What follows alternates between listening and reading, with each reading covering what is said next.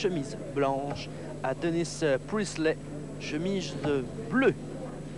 Bob Anderson, que nous retrouvons dans la troisième manche. Dennis Priestley mène 2-0 déjà.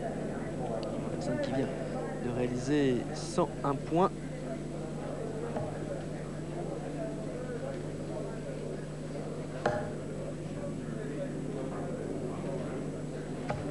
« 20 et 60, la deuxième fléchette qui ne trouve pas la cible. Bob Anderson, un léger avant. Troisième manche, il en a besoin. Il est mené 2-0, je vous le rappelle. 55.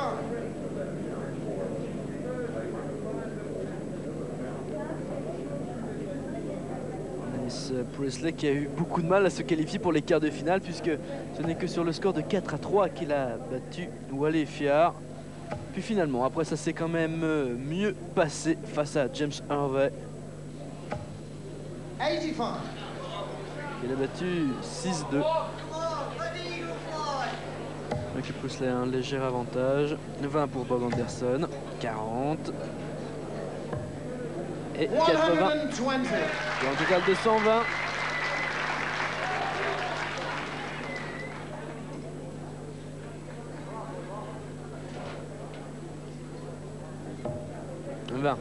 Évidemment, hein. Il existe le quadruple 20, mais là, les champions n'ont pas l'habitude de cette configuration de cible. Alors, ils le tentent quelques fois, mais en général, hein, ils ont la préférence pour le triple 20. C'est là-dessus qu'ils s'entraînent depuis qu'ils sont professionnels, parce que ce sont des professionnels. Ce championnat du monde est très richement doté, puisque le vainqueur recevra environ 50 000 francs. Mais s'il réalise un exploit au niveau du tir, à savoir terminer les 501 points en 7 fléchettes, il aura une prime, tenez-vous bien, d'1 million de francs français. 500 000 francs étant versés à une œuvre caritative de Grande-Bretagne qui aide les enfants défavorisés. 60. Et donc, étant professionnel depuis plusieurs dizaines d'années, là on a, sur les 16 participants, on avait quand même 7 champions du monde, pardon, 7 champions du monde. Sur 16, c'est quand même beaucoup. Et bien, des champions du monde qui ont l'habitude de s'entraîner sur les triples, mais pas sur les quadruples. Une nouveauté pour cette compétition. Dennis Priestley en difficulté, 20. Encore 20. Et encore 20. 60 points. Attention, 86 points seulement pour Bob Anderson pour en terminer. On commence par 18. Encore 18. Et le boulaï, le 50, et c'est bon. Et enfin, il y a une manche dans cette demi-finale. Il n'est plus mené que 2-1 par Dennis Priestley. Dennis Priestley qui va débuter cette quatrième manche. Je vous rappelle que nous jouons au meilleur des 11 manches en demi-finale. Et 60 pour un total de 140. 60. Et 20 qui font 80. Ça c'est l'erreur, hein. 81 points, 420 à 361. Dennis Priestley qui est légèrement en avance. En plus, c'est lui le premier à tirer. 60. 80. Et encore 60. Total 240. Attention, Bob Anderson, qui vient de remporter la manche précédente, doit revenir sur Dennis Priestley. Oh, encore une fois dans le 1, la troisième fléchette qui s'égare toujours dans le 1.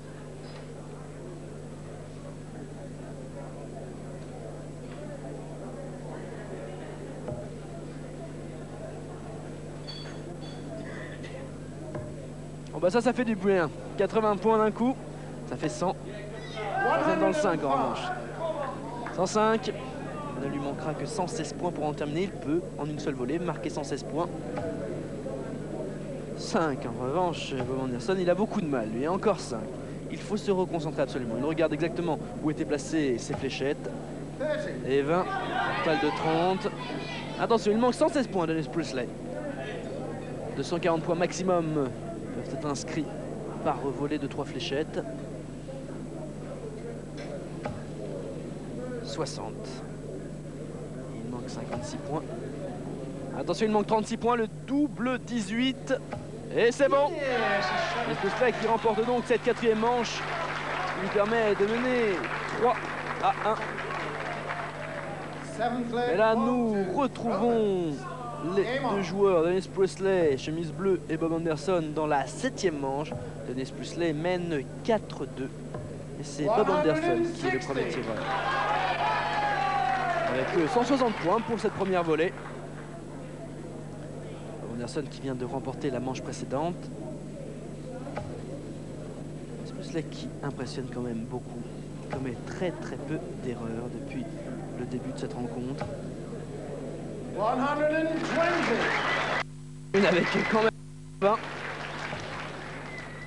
20. 40. Et 20 qui font 60. La moue de Bob Anderson, champion du monde en 1988. Celui qu'on surnomme le cowboy de Laymanstone. Qui cultive un petit peu ce look avec l'aigle dans le dos, etc. 100. Priestley marque 100 points. Elle s'égare rarement les fléchettes de Priestley.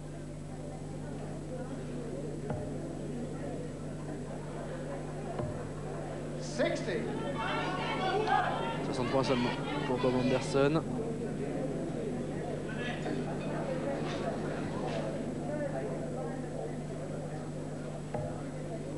« 20.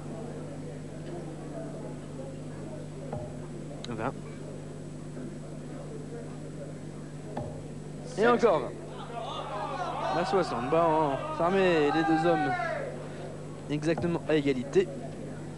221 partout. Encore une fois, Anderson qui perd sa première fléchette sur le 1. Oh là là, et puis la dernière aussi. 62 points seulement. Faible psychologiquement, Bob Anderson semble-t-il. Ne supporte pas la pression. Priestley en revanche est beaucoup plus sûr de lui. Voyez, 60.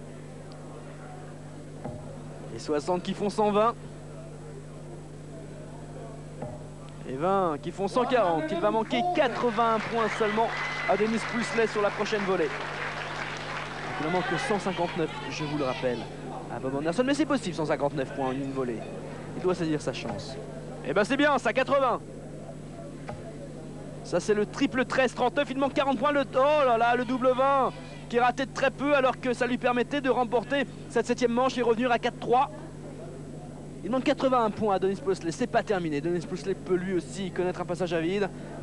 Bob Anderson n'y croit pas trop quand même.